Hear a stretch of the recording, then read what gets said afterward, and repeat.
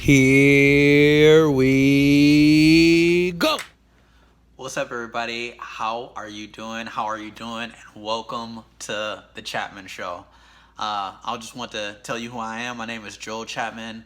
I'm a professional artist and a professional mixed martial artist. Just to kind of give you a background on who I am. So I love the arts, period. Today I want to talk about the Nate Diaz versus Anthony Pettis fight. Super duper excited about that fight for a few different reasons. First of all, it has a backstory. It has a backstory that most people don't know about it. When Anthony Pettis was a champion, Nate Diaz and him had some words. They have a history. I guess Anthony Pettis doesn't really like him too much. I don't really know how. Well, I guess Nate kind of said that he didn't like him either. But so it has actually a little bit of a backstory, and I've seen the UFC go into that, which is awesome. You know, like, I'm super excited about that fight because it's not just a normal fight. It has a little bit of history. It has a little bit of fire behind it. Anthony Pettis, he said that out of anybody he wanted to fight, he said he actually legitimately does not like Nate Diaz, and he said he actually really wants to fight him. So I feel like that makes this fight that much more interesting. On top of that, I think the style alone makes the fight as well, because you have Anthony Pettis. He's a black belt in Taekwondo. He's really good at jiu-jitsu. Nate is really good at jiu-jitsu, except, you know, he likes to use his hands. The thing about Nate is really good at pressuring. He just stays on you. He wears you down with volume. You know, volume is his strength. And Anthony Pettis, he throws a lot of really flashy kicks, extremely dangerous off the cage.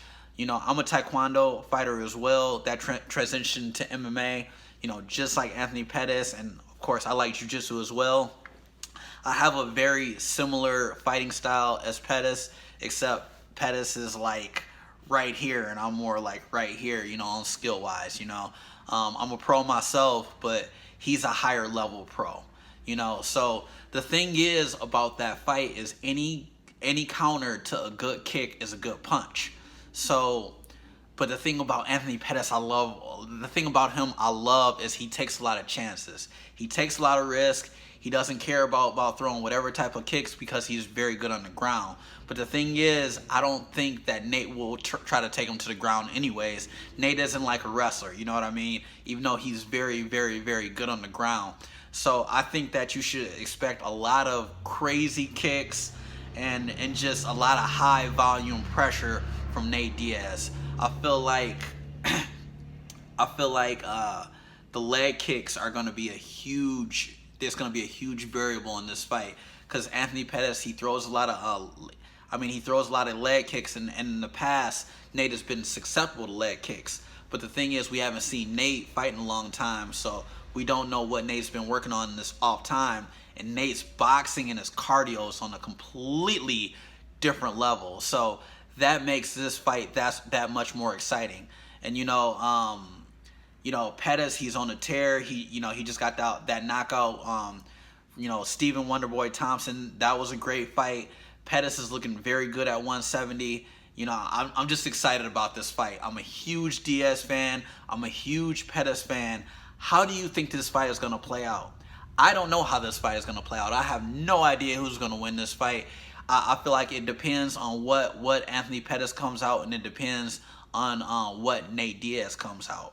I really don't know what to expect from this fight. So with that being said, let me know your predictions in this fight.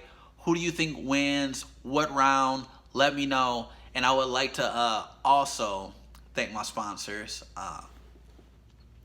Reliable Building Services Incorporated and Angels Gentlemen Club.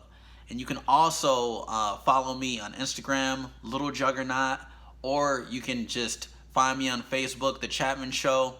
So just look me up, subscribe. Thank you everyone for tuning in to this video. I will have more. Until next time.